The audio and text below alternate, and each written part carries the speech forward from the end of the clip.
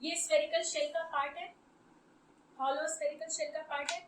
इसको जब हम बाहर से सिल्वर्ड कर देते हैं, this is the outer surface, यहाँ से हमने सिल्वर्ड कर दिया तो जो अंदर का सरफेस है ये बन जाता है reflecting, and this is called a concave mirror. और जब हम इसी को क्या करते हैं, हम अंदर से सिल्वर्ड कर देते हैं। अभी आप लोग जरा म्यूट पर रहना, तो ये बाहर का रिफ्लेक्टिंग बन जाता है और इसको हम बोलते हैं कॉन्वेक्स मिरर। जो हमारा कॉनकेव मिरर होता है वो होता है कन्वर्जिंग, और जो कॉन्वेक्स होता है वो होता है डाइवर्जिंग। अभी हम यही डिस्कस कर रहे थे कि भाई कॉनकेव कन्वर्जिंग और कॉन्वेक्स डाइवर्जिंग होता कैसे है, क्यों हो रहा है, इनका एक्शन अलग अलग क्यों हो रहा है, तो वही देखते हैं।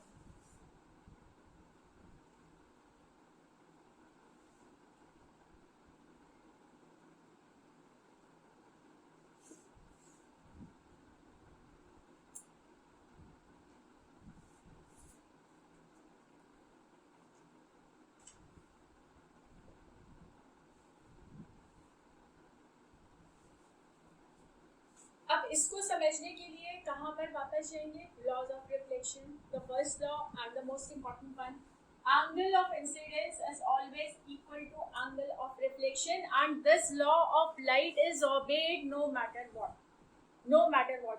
ये जैसे ना यूनिवर्सल लॉ होते हैं ना, भाई इंसान पैदा हुआ है ना तो वो तो जाएगा ही ना, उसका एंड भी आएगा, यूनिवर्सल है, कोई नहीं रोक सकता, यूनिवर्सल लॉ है ये, वही ये भी यूनिवर्सल लॉ है। लाइट चाहे किसी भी सरफेस से टकराती है, उसमें जब रिफ्लेक्शन होता है हमेशा ये वाला लॉ फॉलो होता है, angle of incidence equals to angle of reflection। You people are very well aware of angle of incidence, what it is. It is the angle which the incident ray makes with the normal, and angle of reflection is the angle which the reflected ray makes with the normal, and in case of reflection these two angles are equal। ये है। अब जरा हम इस पर converging या concave mirror पर आते हैं और हम इस पर रिफ्लेक्शन को स्टडी करने की कोशिश करते हैं। For that, let us take this small portion of the mirror।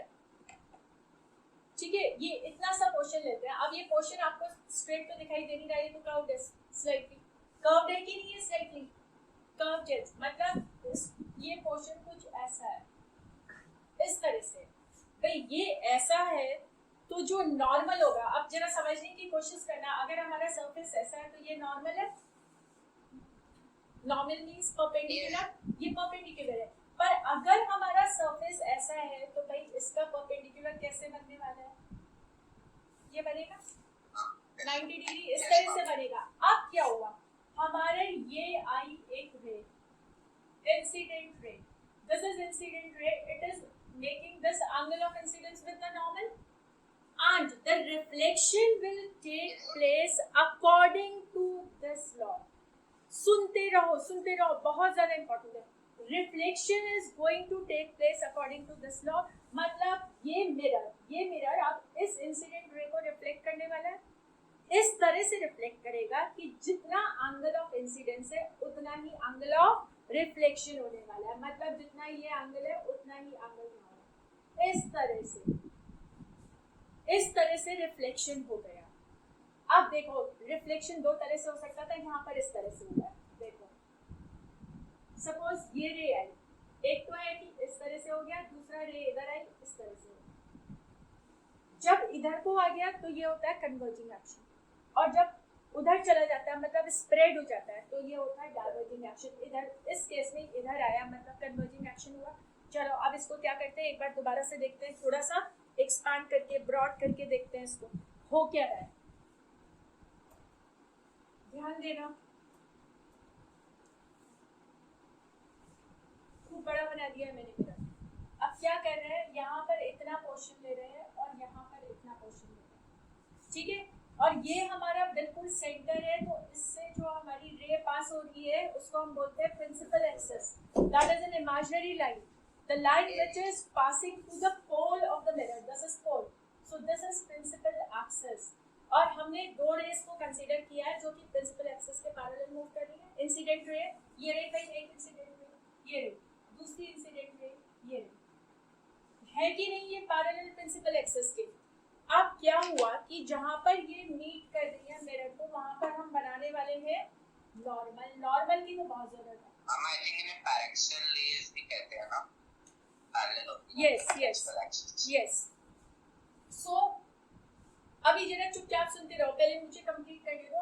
अब क्या हुआ, ये जितना एंगल ऑफ इंसिडेंस था उतना ही यहाँ पर एंगल ऑफ रिफ्लेक्शन था. जितना ये एंगल ऑफ इंसिडेंस था उतना ही यहाँ पर एंगल ऑफ रिफ्लेक्शन आ गया. और ये जो है हम रीड करते हैं कुछ इस तरह से.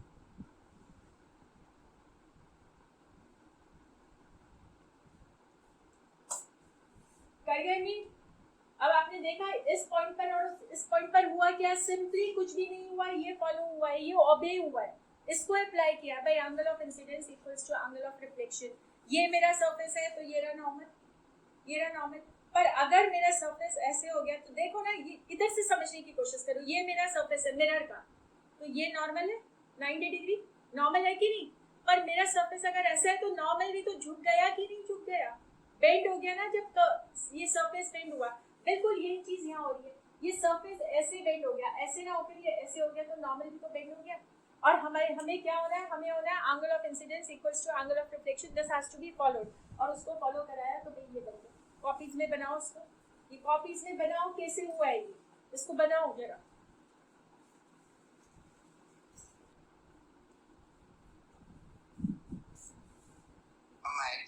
मर्क्यूरी की कवरिंग की वजह से. Wait now see, point to be remembered, ये हमारा कॉन्वेक्स मिरर है. इसको हमने अंदर से सिल्वर किया तो बाहर का सरफेस रिफ्लेक्टिंग है. और इफ यू रिमेम्बर, मैंने आपको पहले भी बताया था, जब हम रे डायग्राम, ये जो अभी हमने फिगर बनाई थी ऊपर, दैट इज कॉल्ड अ रे डायग्राम. जब हम रे डायग्राम बनाते हैं तो हमारी जो इंसिडेंट रे होती है ना, वो मिरर के हमेशा लेफ्ट में होनी चाहिए. और लेफ्ट में होने का मतलब है हम जो ऑब्जेक्ट रखते हैं वो लेफ्ट में रखेंगे. तो इसलिए हमें इस मिरर को इस तरह से न रखकर इसका रिफ्लेक्टिंग सरफेस लेफ्ट में रखना होगा, तभी तो लेफ्ट से रिफ्लेक्ट करेगा ये. मतलब we will keep it like this. This is the pole and principal axis, and these are the two rays which are parallel to the principal axis. These are the rays which are parallel to the principal axis. और हम क्या कर रहे हैं, हम इतना question जरा इस पे कंसीडर कर लेते हैं.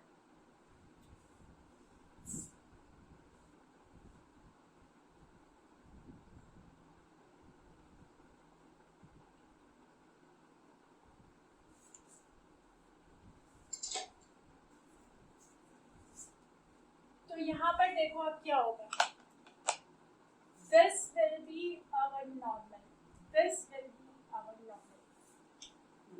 अब इसके लिए मैं एक छोटी सी टिप दे रही हूँ आपको, जिससे कंफ्यूजन ना हो भाई नॉर्मल इधर बनाएंगे कि इधर बनाएंगे, इसमें कंफ्यूजन नहीं हो.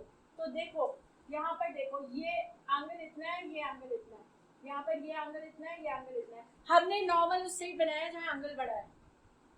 बस ये टिप याद रखो कि नॉर्मल उस साइड बनाना है जहाँ पर एंगल बड़ा है. तो क्या हुआ बेटा, अब this was hour angle of incidence. हमारी ये रे इस तरह से रिफ्लेक्ट करेगी कि जितना ये एंगल है उतना ही यहाँ पर एंगल हो जाए. ये जितना ये एंगल है इंसिडेंस उतना ही यहाँ पर हो जाए. कुछ ये, और ये दोनों रेज हमें यहाँ से आती हुई दिखाई देगी. देखो ये रेस जो है डाइवर्ज हो गई है कि नहीं, जब मिरर से रिफ्लेक्ट हुई डाइवर्ज हो गई. और जो रेस डाइवर्ज हो गई वो क्या आगे जाके कहीं मीट करेंगी, तो खुलती जा रही है, डाइवर्ज हो रही है, वो मीट नहीं करने वाली है.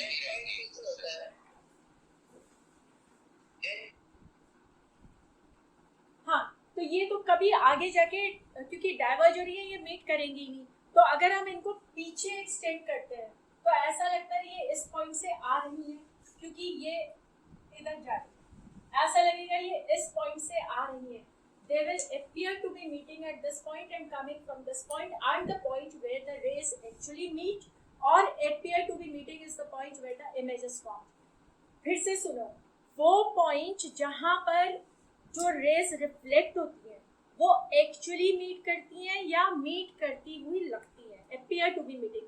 That is the point where the image is formed. मतलब इस केस में when the rays are coming parallel to the principal axis and are being reflected by a convex mirror, then what is happening? They are diverging.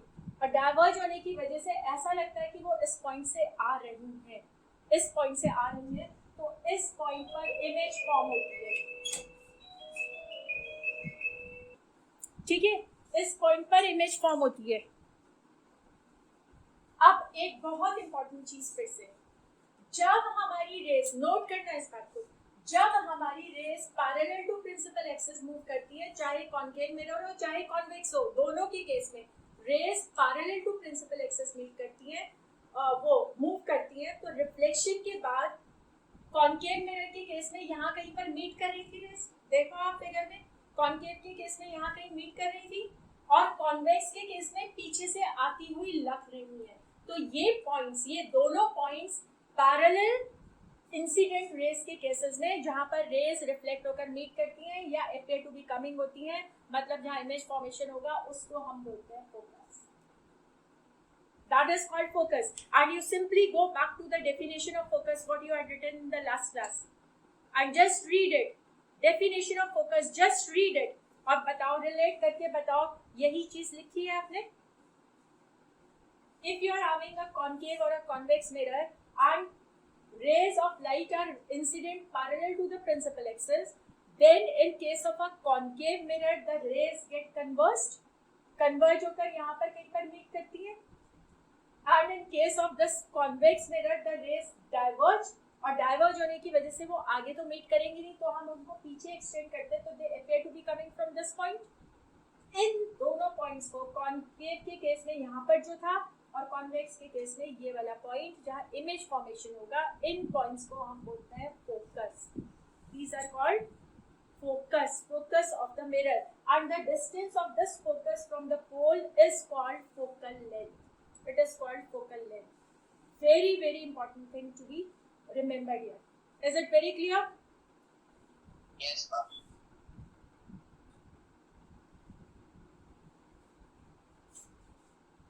तो ये हमारा हो गया why concave is converging while convex is diverging. Simply to follow the laws of reflection. That is why they behave in converging or diverging manner. Now let us find out how we can locate the focus of a concave mirror by the help of sun rays. इसके लिए आपने क्या करा? इसके लिए ये रहा आपका concave mirror.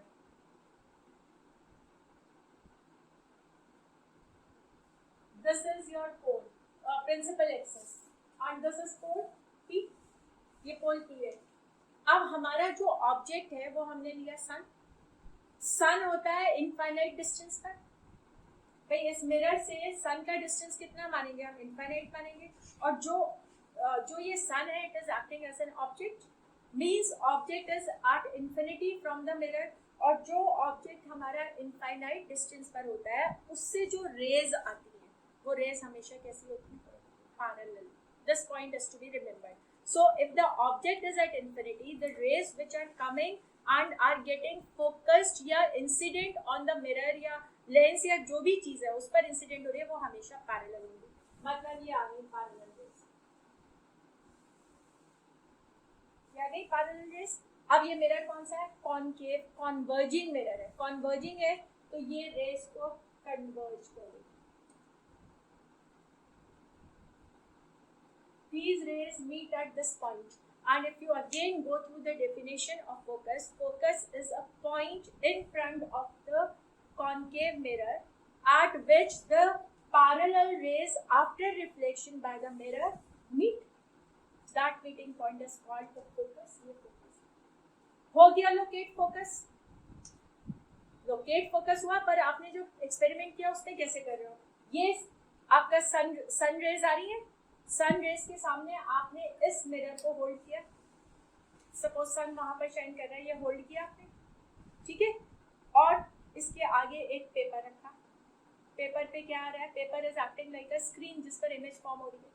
तो आप क्या कर रहे हो? आप इसको थोड़ा सा मूव कर रहे हो, पेपर को मूव कर रहे हो आगे पीछे, जिससे पेपर के ऊपर सन की एक छोटी सी, बहुत छोटा सा राउंड फॉर्म होता है गोला, सन की छोटी सी क्लियर इमेज बन जाए।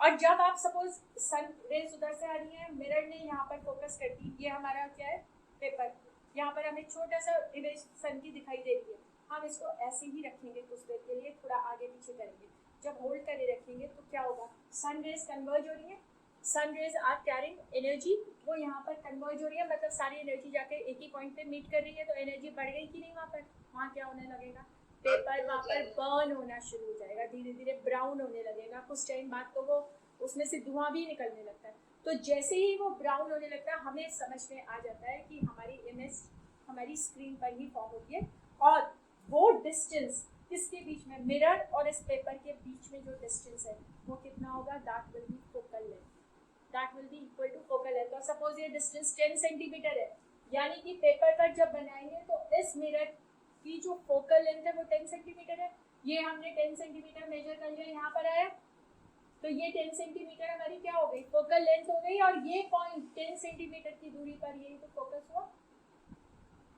हमें सेंटर हो जाएगा, यही तो फोकस हुआ, यस। और जितनी ये फोकल लेंथ है, रेडियस ऑफ कर्वेचर उसका डबल होता है, जितनी फोकल लेंथ होती है रेडियस ऑफ कर्वेचर उसका डबल होता है।